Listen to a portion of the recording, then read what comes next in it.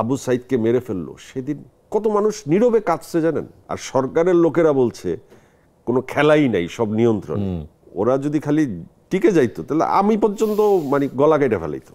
আমি জানতাম যে শুক্রবারে জুম্মার দিনে দোয়া কবুল হয়, এবং শুক্রবার দিন ফজর থেকে মাগরিবের মধ্যে এমন একটা সময় আছে যখন দোয়া কবুল হয়। একটা সময় কোনো শুক্রবারের কোনো একটা সময় মিস দিতাম না। আমি মসজিদে, আমার সেই মসজিদে বসে আমি হঠাৎ একদিন আমার কানের কাছে আমি শুনি, আমার এই লাইনটা একদম ক্লিয়ার, এই লাইনটা ভাইরাল হয়ে যাবে কিন্তু, আল্লাহর কসম। আমি মসজিদে মানে আমার কানের মধ্যে শুনছি, সবই আল্লাহর রহমত। আমি মনে করি মানুষের গালিটাও আল্লাহর রহমত। আজকে আপনার এখানে এসে মানুষ কাঁদে, এখানে এসে প্রাণ খুলে কথা বলে, কারণ আপনি সেই ফিলটা দিচ্ছেন, বা আমি যে আপনার সাথে প্রাণ খুলে কথা বলছি আমি সেই ফিলটা পাচ্ছি। আপনার উপস্থাপনার ক্যারিয়ার কত বছরের? এখন তো 7 বছর চলছে। 7 ইয়ার্স। এই 7 ইয়ার্সের যদি একদম কোর রিয়েলাইজেশন আপনাকে বলি, যে একটা কন্টেন্ট যে হিট হয় সেটা তো আপনি ডেফিনেটলি বোঝেন করার আগে যে কন্টেন্টটা হিট হবে।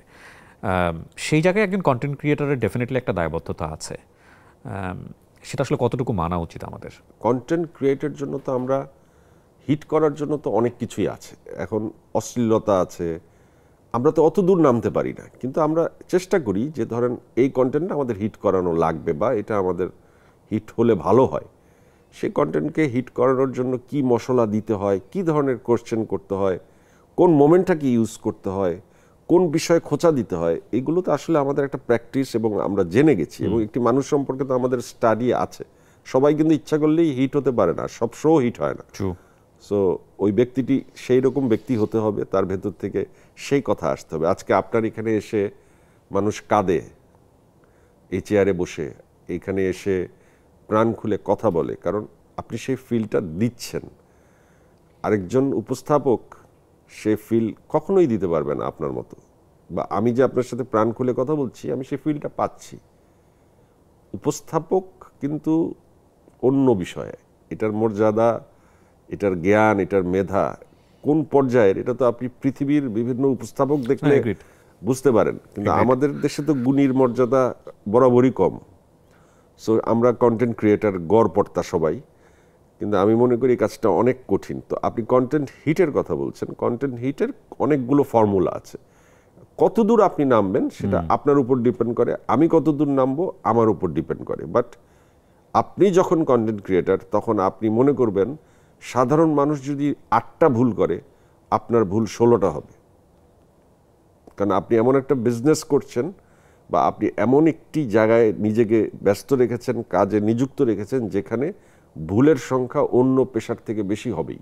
এই 7 বছরে আপনি ইন টোটালি উপস্থাপনার জগতে যে ইমেজটা নিজের দাঁড় করিয়েছেন, আপনাকে যদি এটা রিওয়াইন্ড করার সুযোগ দেওয়া হতো, একদম প্রথম থেকে শুরু করার, যে ইমেজটা আজকে আপনার দাঁড়িয়েছে, আপনি কি এই ইমেজটাই দাঁড় করাতেন, হ্যাঁ অথবা না? হ্যাঁ, দাঁড় করাতেন। এক্স্যাক্টলি। কেন? আমি তো কোনো অ্যাম্বিশন নিয়ে আসি নাই উপস্থাপক হিসেবে। আমার তো সার্ভাইভালের প্রশ্ন ছিল। আল্লাহ আমাকে একটি কাজ আমার চিন্তার বাইরে জোগাড় করে দিয়েছিল। সো আমি তো জানতাম না যে এখান থেকে আমার এর আগের 12 বছরের নাটক, সিনেমার এত কষ্টের ক্যারিয়ার এরকম আমার কাছ থেকে হাতছাড়া হয়ে যাবে, এবং এরকম একটি কাজে আমি এত জনপ্রিয় হয়ে উঠব, যেই জনপ্রিয়তা আকাশ পাতাল, মানে আমি নিজেই নির্ধারণ করতে পারি না।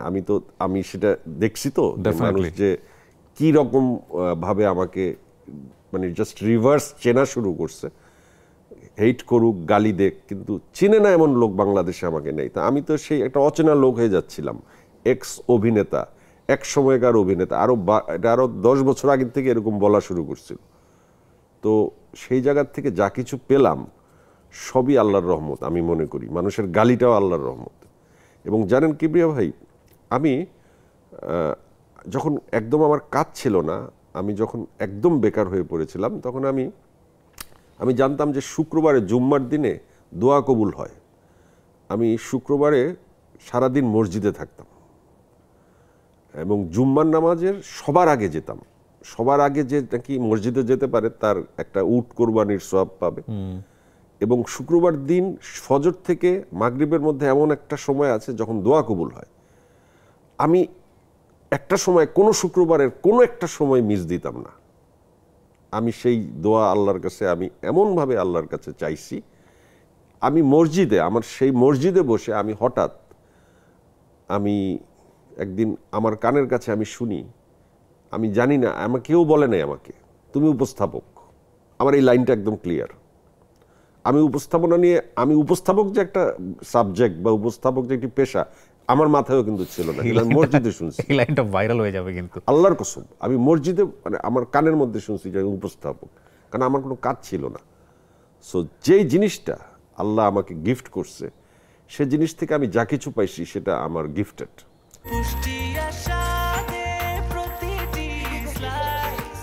ব্রেকফাস্ট, টিফিন কিংবা স্ন্যাক টাইমে মজাদার আয়োজন মানে অল টাইম ব্রেড। জুলাই আন্দোলনের প্রসঙ্গে আপনার একটা খুব বোল্ড স্টেপ আমি পরবর্তীতে আমি বলবো।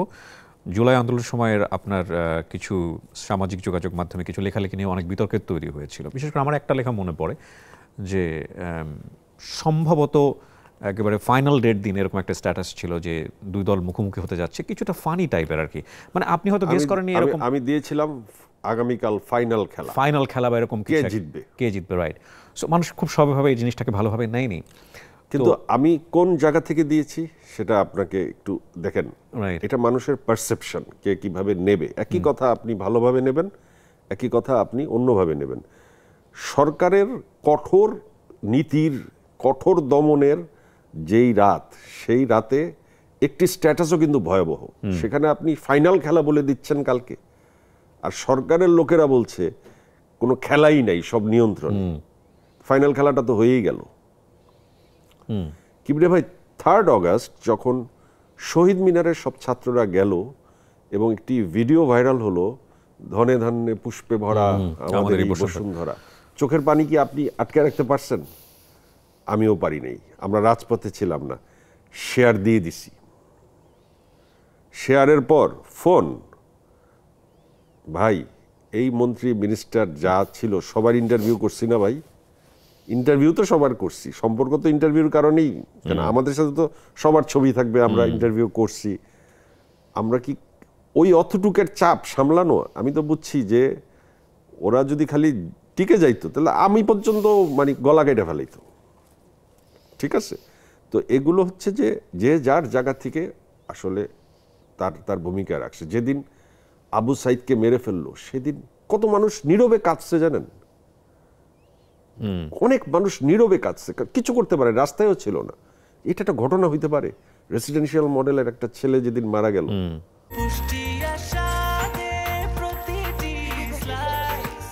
ব্রেকফাস্ট, টিফিন কিংবা স্ন্যাক টাইমে মজাদার আয়োজন মানে অল টাইম ব্রেড। ঠিক আছে, এখন আমাদের আবেগ তো আমরা আসলে প্রকাশ ওইভাবে করতে পারিনি, আমাদের কষ্ট লাগছে। আমরা বাকি সব বাদ দিলাম, আমাদের এই ছাত্ররা তো কয়দিন পর আমাদের বাচ্চারা তাদের বয়সী, বা আমাদের বাচ্চারাই তাদের বয়সী হয়ে যাবে। তো এদের মৃত্যুটাকে কেউ সহজভাবে, কোনো মানুষ সহজভাবে নিতে পারবে না। ডেফিনেটলি।